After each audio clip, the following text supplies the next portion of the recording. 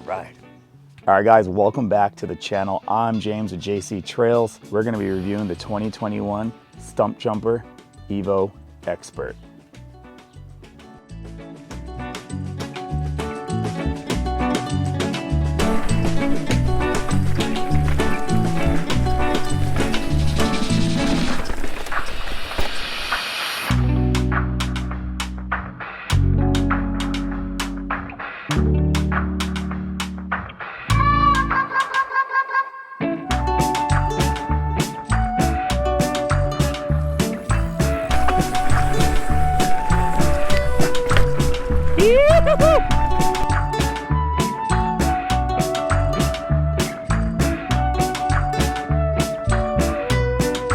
I'm finally reviewing the Stumpy Evo for you guys. I've put a couple hundred miles on this bike. I've ridden all sorts of trails, jump trails, bike park, loam trails, flat trails, up and down trails. In this review, we're gonna go over the Stumpy Evo's components, its adjustability, how it rides. So let's get into this review. If you're not familiar with the Stumpy Evo is, they came out with it initially in 2019, or I guess 2018 for a 2019 model, and it was specializes low slack movement. The bike came in aluminum, and it was just meant to be a shredder's bike. The geometry on it was pretty extreme for the time, but it only had 140-ish millimeters of travel with a 150 fork. The 2020 Stumpy Evo then came out, and it was now offered in carbon. I had that one last year. You could check out that review, right? But I had the Stumpy Evo Pro, came with carbon wheels, carbon frame, etc. But it was an enormous bike for the travel numbers. So really slack, really long, really low. Felt great at bike parks, but you could overwhelm the back end for what that geo was. So it didn't feel like a really good match because it was so low, slack, and long. But then it only had 140 millimeters of travel, and it wasn't that progressive. So in 2021, Specialized decided to redesign the Stumpjumper Evo. The Stumpy Evo now is a 160, 150 bike, 29er wheels only. Well, that's sort of true. We'll get into that later. Full carbon frame, 11M fat carbon, and this expert build is pretty tricked out. So let's quickly go over the components and then we'll get into the ride quality of the bike. So this Stumpy Evo Expert comes with a Fox 36 Performance Elite fork, the new 2021 model with the bleeder valves and the Grip 2 damper. Feels really good, 160 millimeters of travel, super plush, and a tons of adjustment. Pretty much got it dialed in where I'm using all the travels. It just feels really good. It's really easy on the wrist when you're going over technical terrain. And then the back shock, it has a Fox Performance Elite DPX2 shock. That's 150 millimeters of travel. It comes with a X01 GX Eagle drivetrain. It's got the 52 tooth bailout gear, so it'll get you up the steepest climbs. It's got SRAM Code RS brakes with 200 millimeter rotors front and back, so plenty of stopping power. And like I said, the Stumpy Evo is rolling on 29er wheels. It's got the Revol Traverse aluminum wheel set with Revol branded hubs, but they're built by DT Swiss. I believe it's like a DT Swiss 360 hub. Not that many points of engagement, so pretty crappy hub in my opinion, but the rim is nice and wide. Pretty strong. I've beaten on these for a couple hundred miles and they're still pretty true. Spokes are tight and no wobbles. And also new for 2021 are these brand new Specialized tires.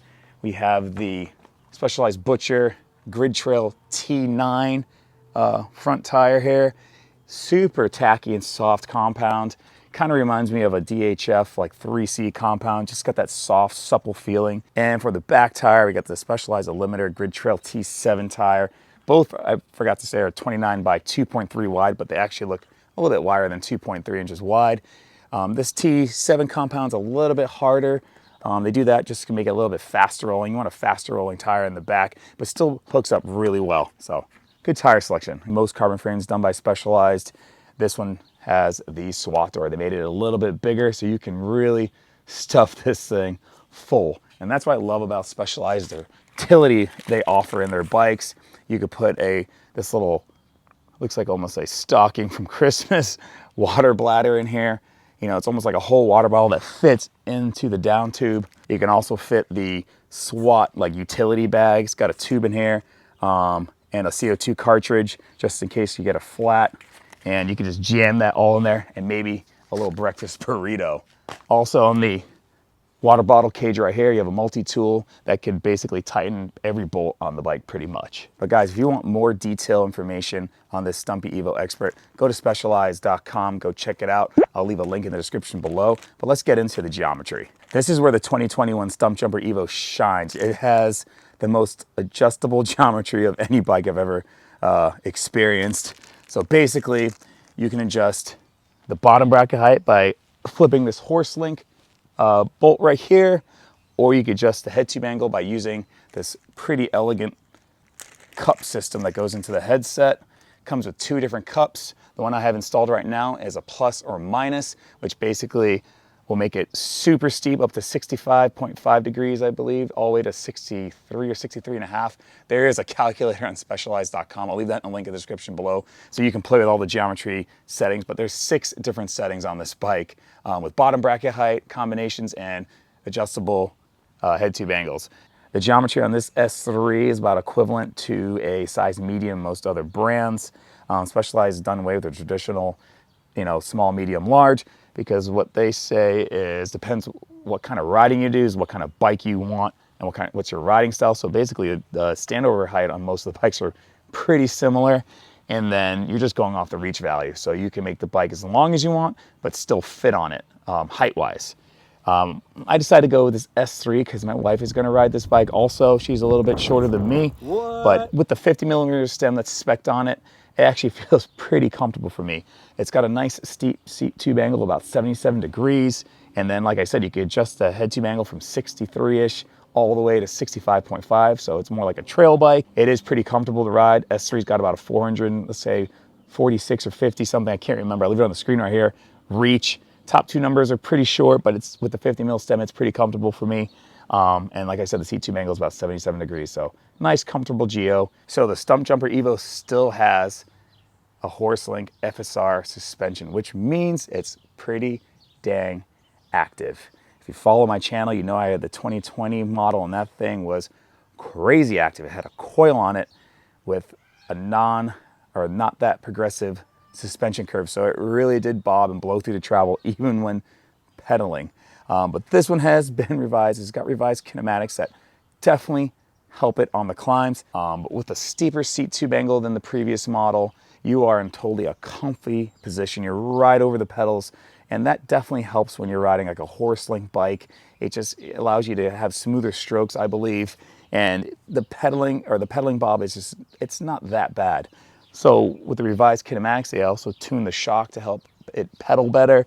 And you could tell by looking at this model compared to last year's model, the chainstay is like higher up on the frame. So when it's mounted to the front triangle, this mount right here is definitely higher. And you could tell that it just sits higher up in its travel, but it feels so comfy when you're climbing because you just feel like you're inside the bike and you just spin away. Also, if you're on a smoother climb, it helps to, you know, take the shock here and you could adjust it to its middle settings, like a climb position. It provides a little bit low speed compression just to give you a little more support to pedal on. So you do have that. But over technical climbs, it just hugs the ground. So much traction. You could just spin away and the back tire just kind of hugs the ground, just like other FSR suspensions. So in the climbing department, if I had to rate it out of 1 through 10, I'd say it's like a 6 or 7 in efficiency. But once you flip that switch to the middle setting, it brings it up to like an 8. So not too bad for a big 150 bike. All right, guys, now I'm gonna get into how the bike just pedals through almost like everyday kind of rolling single track. This is where the bike's versatility comes in. You can adjust it to kind of fit your trail or what you're doing that day, and that is pretty cool. So when I do ride it on my local trails, which is, there's nothing too steep or crazy here, I keep it in the high position, which is about a 65.5 degree head tube angle. Keeps the seat tube angle, you know, a little steeper than 77 degrees. And the bottom bracket height is like right here. I'll leave it right here. But like I said, you can check out the Specialized calculator.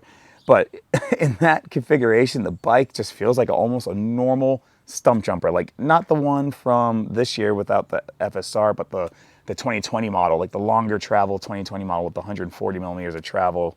It feels very similar to that, even pedals a little bit better. So Specialized has really done a good job with that. But then when I take it to a bike park, obviously I'm not pedaling as much. I'll change the geometry to slack and low, and then the bike's like a little weapon, a little enduro machine. But as for pedaling through everyday single track, it's super fun to jump, really easy just to ride. It's a very intuitive bike. The learning curve on it is very small. Once you get on it, you feel right at home. Like I said, you feel right inside the bike, standing or being seated. You just feel like you're really in a good position to attack the trail.